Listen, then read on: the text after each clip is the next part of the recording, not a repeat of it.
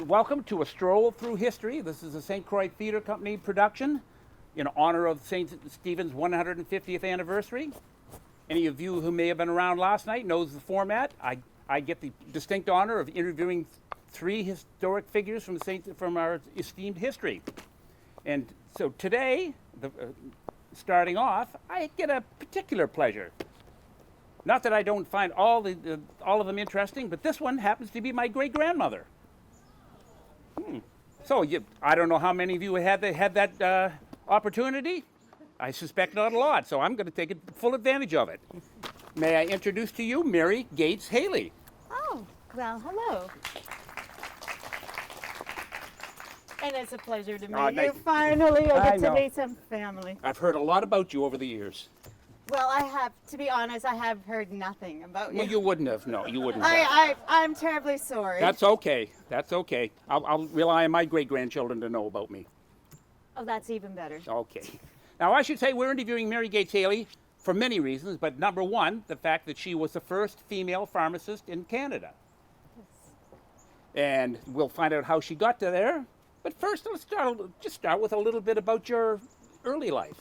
Well, I was born in Carroll, Maine, on December 17th, 1842. I am the middle child of two older brothers and two younger brothers. And being the only girl in the family, well, let's just say I learned how to do things on my own. I was going to say, that can go either way. You can either have to be really tough or be well protected. Well, with two older brothers, sometimes I could actually put them in their spot. I get and that. Two younger brothers, well, let's just say I had more duties to look after them. I can see. Okay. So, Carroll, tell me a little bit about Carroll. What was it like? Carroll, Maine was a shipbuilding county. It was on the Penobscot County. And after my youngest brother was born, our family moved to New Hampshire. And I stayed there until I was in my pre-teens. And there we moved back to Carroll, Maine. And my father was a merchant. And I helped him in his store. Mm-hmm. So, Carroll, so you say shipbuilding and things like that? It was a shipbuilding industry. Mm-hmm. So, Carroll sounds a lot like St. Stephen. St. Stephen and Milltown. And Milltown. Just remember, back then, they were two different towns. I well know that, yes. Milltown was their own town, and St. Stephen was its own town. Mm-hmm. And Carroll, Maine was on a border, so it was just, you walk across the bridge, you wave, you say hi, and then you're in Canada, and then you walk back, and I'm back home in United States. Yeah, I think we can appreciate that. Oh, yes, very much so. So, you were in Carroll, you were in New Hampshire, then back to Carroll. Yes. So, what brought you here? Well, one afternoon, a dashing young gentleman walked into my father's store, and he was so charming. It was love at first sight. Your great-grandpa. John Haley. John Haley. And back then, it was a no-no to talk to a gentleman unless you were escorted. So my younger brother would always tag along with me, so I was able to have a conversation with John. Mm-hmm. And a couple weeks I would go to Milltown, and I was accompanied by my younger brother, and I met John's parents. And a year later, my father gave me permission to marry John. Mm-hmm. We got married in Carroll, Maine, and right after we got married, we moved to Milltown, and there John and I worked together at Haley's drugstore in Milltown.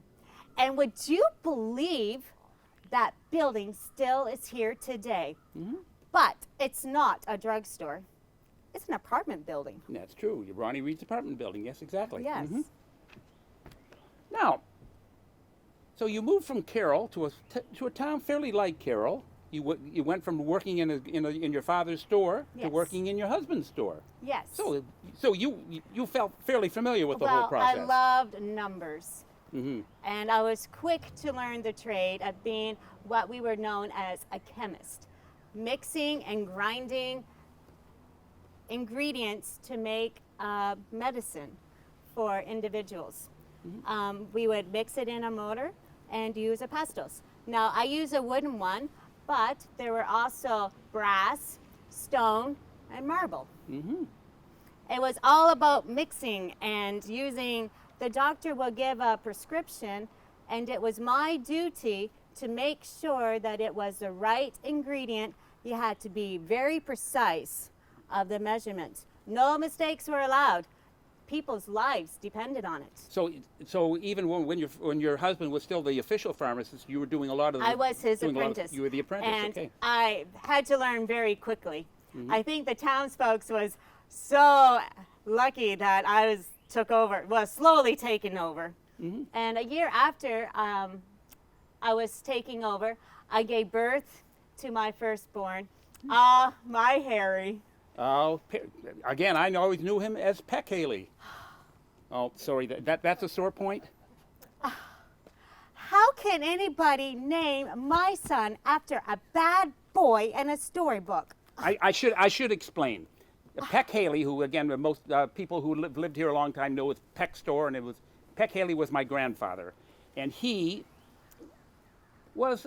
He wasn't a bad boy. He was just very mischievous. Mischievous. Well, again, A little rascal. There was a novel written back in the early 1800s called Peck's Bad Boy. And again, it became quite famous because they did plays based on it, and there was even a movie, I think, in the early 1920s all about that. So if you want to think Peck's Bad Boy, think Dennis the Menace kind of thing. The little rascal he was. Little rascal, yeah, he was a rascal, yeah, exactly. And even when his sister was born a year later, she put him into his spot. She was much like her mother. Very bossy at times.